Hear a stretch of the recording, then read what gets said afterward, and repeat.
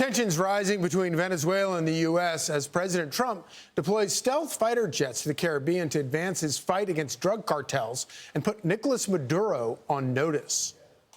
And when I see boats coming in, like loaded up the other day with all sorts of drugs, probably fentanyl mostly, but all sorts of drugs, and we're going to take them out. And if people want to have fun going on the high seas or the low seas, they're going to be in trouble.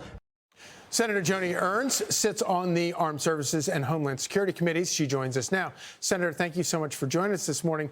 So it's interesting, watching this flotilla gather around South America. What do you see unfolding right now? Well, I fully support the president in his efforts to get rid of the scourge of drugs here in the United States. And going after those narco-terrorists is extremely important. This is a big flex to show Venezuela and Maduro that we're not going to take it anymore. Do you expect more interdictions of these drug boats, or do you expect there to be anything more than that in the area? Well, I think we'll continue with interdictions. The president made it very clear that if they continue with these types of operations, we will react, and it will be swift and it will be fierce. So Maduro and all of his narco-terrorist buddies, they need to rethink what they are doing. But let this also be a warning to China and others who continue to flood our streets with illicit drugs. It must stop, and we will take action to safeguard our communities.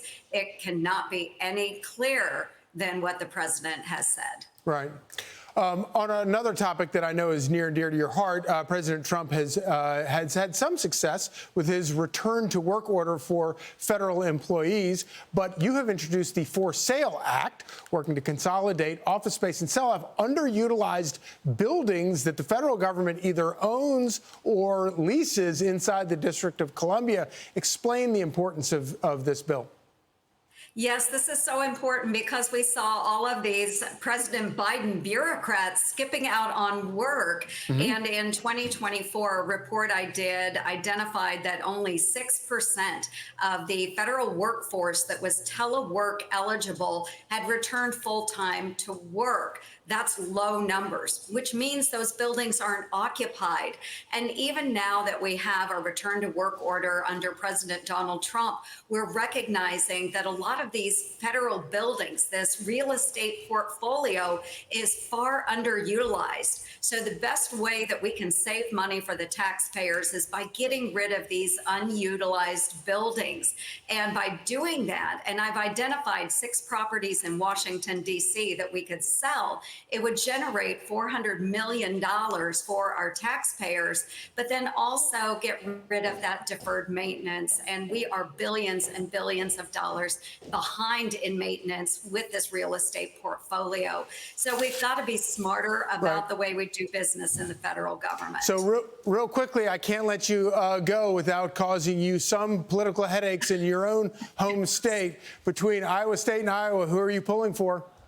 Okay, well, Charlie, I'm wearing neutral colors.